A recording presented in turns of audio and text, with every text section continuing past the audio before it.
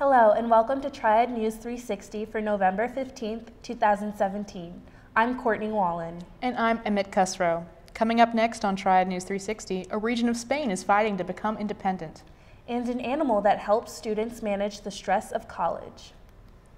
This past Saturday, hundreds of people lined the streets for the Veterans Day Parade in downtown Asheboro, North Carolina. Groups from all around the Triad joined in marching through Sunset Avenue, Fayetteville Street, and Worth Street in honor of all the men, women, and dogs who served. The parade featured floats to commemorate all those who fought, which included high-profile military vehicles, along with cars honoring those who had fallen. A truly great display of gratitude towards those that protect our freedoms. Veterans were honored from the streets to the Convocation Center at High Point University.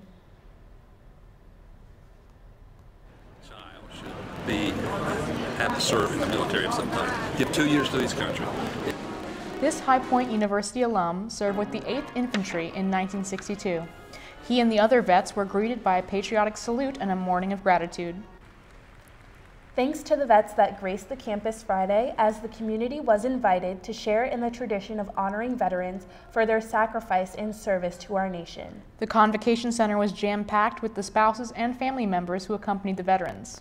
From Iraq, Afghanistan, Vietnam, and the few remaining from the Korean War and World War II, they were recognized and honored by music by the students of High Point University. How would you feel if a state suddenly declared its independence from the United States? Well, in Spain, many people are confronting just that question. Triad News 360 reporter Isabel Germino talked via Skype with a student in Spain's capital about the tensions in her country. Spain has been in chaos for the last month after the Catalan government declared itself an independent nation following a disputed referendum in October, which turned violent after police officers began physically barring people from voting. Judith is a native of Spain's Basque region and a student at a university in Madrid, for whom this crisis is tangible. The reactions now have been quite visible, so that there have been many people who have decided to go out and say that it's not right what is happening. But I have also to say that this is not a problem that started a month ago. It was since 2007, 2010. Catalonia's bid for independence is a movement that many Americans can sympathize with, given that our nation declared independence from England. But other factors are at play.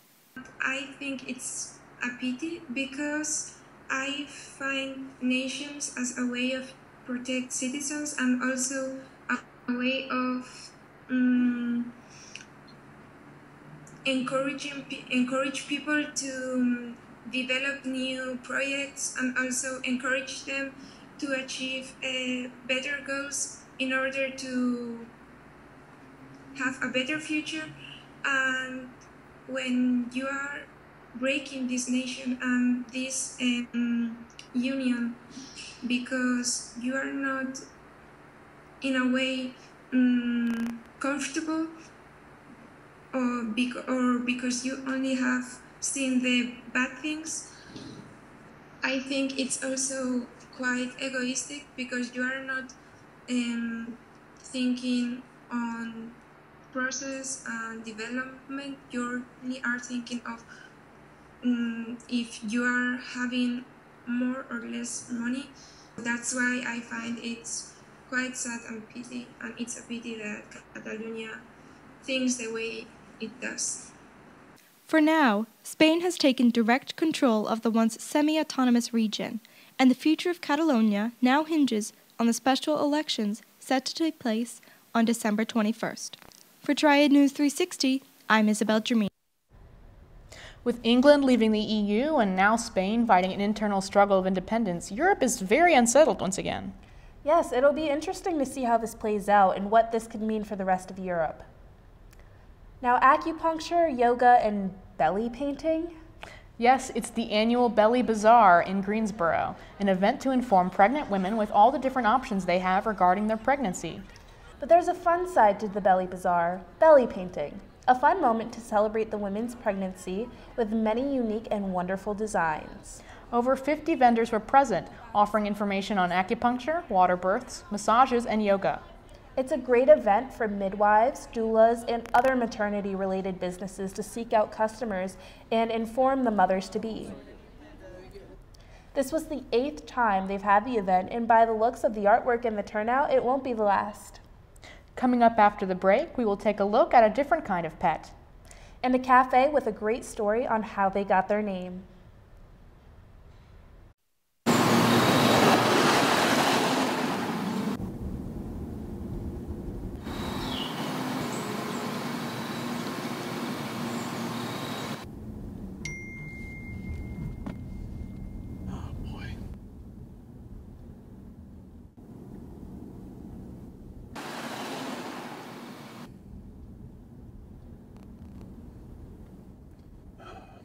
How am I going to pay for this? I want to eat apples and bananas. I need to eat apples and bananas. Why can't I eat apples and bananas? Support the Feeding America nationwide network of food banks to help provide meals to those in need. Join us at feedingamerica.org. Well, Thomas, you've got prediabetes. But with more exercise and a change in diet, it can be reversed. I've tried exercising. It just makes me hungry for bacon. I love bacon, too. And who really likes to exercise? Not me. Me neither. Nobody. So we're good? What? Oh, you still have prediabetes. Big time. Welcome back to Triad News 360. I'm Emmett Cusrow. And I'm Courtney Wallen. News of sexual abuse from Hollywood is getting worse and worse.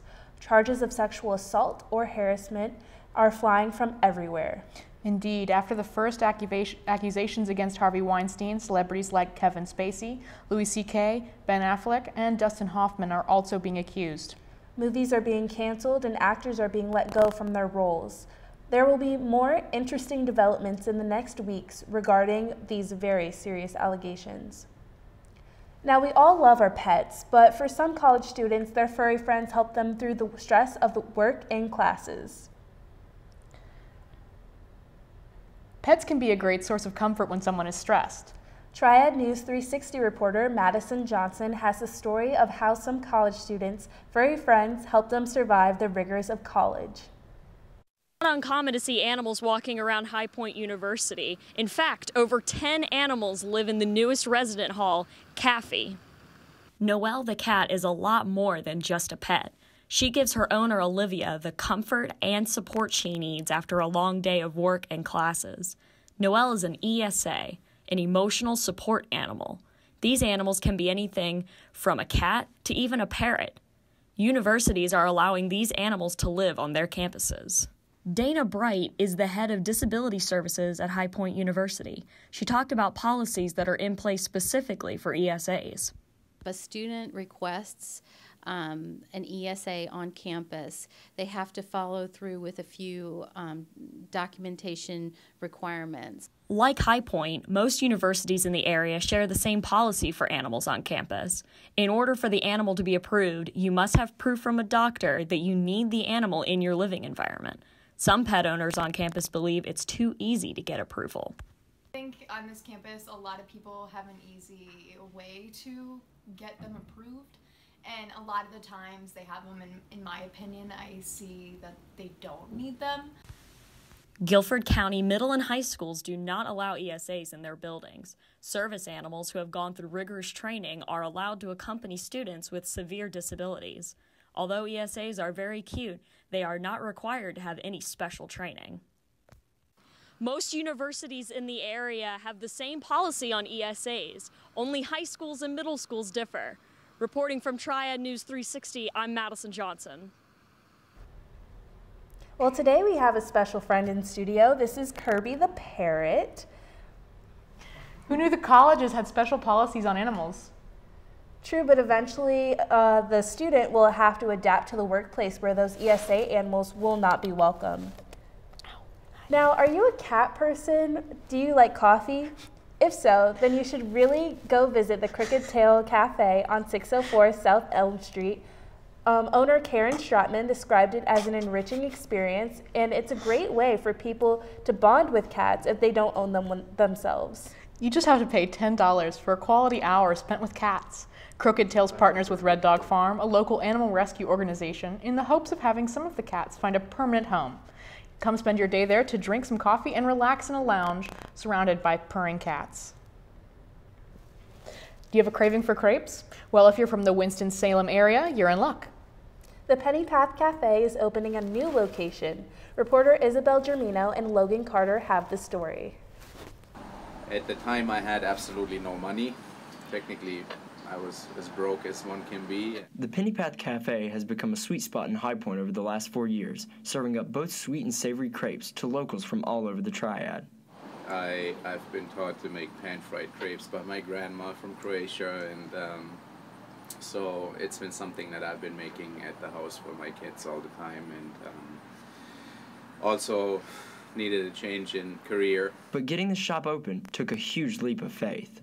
I had a small cabinet shop and kind of like a we do it all contracting business, and you know, the years leading up to that were pretty rough, especially in this area with the construction business, and so I had to shut this down. In short, I couldn't afford to do what I was doing as a main trade anymore. People just couldn't afford it, and then came that transition. It was technically like a penny on the dollar budget. We needed to do something to the floor, and a friend of mine came and suggested to put pennies on the floor. Then I decided just to make a pathway, and so that's how the name came together, Penny Path, which ended up ultimately being actually a really cool metaphor for how the place came together. In fact, people love the Penny Path so much that the Penny Path is expanding to Winston-Salem's Ronaldo Village. I'm just really excited that it's finally happening, and I think everyone's been waiting as long as we have, because we've been talking about it for years. And yeah, we'll be expanding on the menu, so that's going to be really fun for us, and we'll be a little bit more creative with what we can serve, and then we'll do the same here and give you that same level of creativity. So. In the next couple of months, you can see me eating here at Penny Path, but for now, I'm Logan Carter with HPU News. I don't know about you, but I'm very excited to see just what this new location has to offer. Me too, and it's so nice to see local businesses succeed. Now, coming up after the break, a live report from California about a great way to raise money for cancer research. And JT Aubrey has all the news on the Panther sports. I want to eat apples and bananas. I need to eat apples and bananas. Why can't I eat apples and bananas? Support the Feeding America nationwide network of food banks to help provide meals to those in need. Join us at feedingamerica.org. Well, Thomas, you've got pre-diabetes. But with more exercise and a change in diet, it can be reversed. I've tried exercising. It just makes me hungry for bacon. I love bacon, too. And who really likes to exercise? Not me. Me neither. Nobody. So we're good? What? Oh, you still have pre-diabetes. Big time.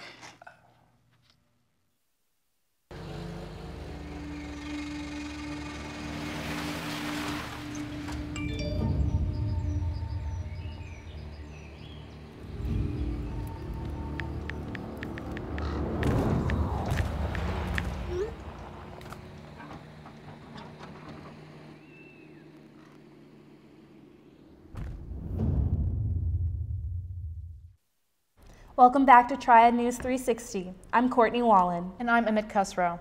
If you notice more men sporting mustaches these days, it's not just a vain trend. But it's a mustache with a mission. Millions of men around the world are growing facial hair for a very special cause. The movement started in Australia by Travis Garone and Luke Slattery. In 2003, they found 30 other guys to do the challenge with them. Now, the Movember Foundation includes more than 5.5 million people, 20 participating countries, and $769 million funded since 2003. The foundation targets men's health, more specifically prostate and testicular cancer, as well as mental health and suicide prevention. Joining us live with Triad News 360 reporter Emil Menard from California is James Polarana, Development Manager at Movember Foundation USA. Emil? Thank you, Emmett and Courtney. Joining me live in the studio via Skype from San Diego, California is James Polarana from the Movember Foundation USA. Thank you for joining me, James. Thanks for having me. So first off, why are awareness campaign like movement, like the Movember and the Women Race for the Cure are so important? Well, men's health in general isn't really talked about too much, so we feel like at the Movember Foundation, we're kind of the only people right now in that space. And in fact, we're the only global charity focused solely on men's health. So by bringing awareness to men's health issues, I think we can kind of help to bridge the gap, which is currently 6 years difference. Men will die earlier than women, and there's no reason for it. So we're trying to raise awareness for men's health issues, get them going to the doctor, staying on top of things so that we can get that 6 down to a lower number so that guys aren't dying earlier than they should be.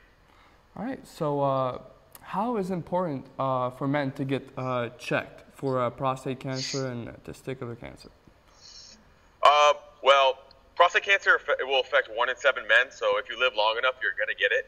And the good thing to be checked about these is they don't really cause too many outward symptoms. So if you're not going to the doctor, getting your levels checked once you hit a certain age, which is about 50 years old, then you're not going to notice these subtle changes in your body.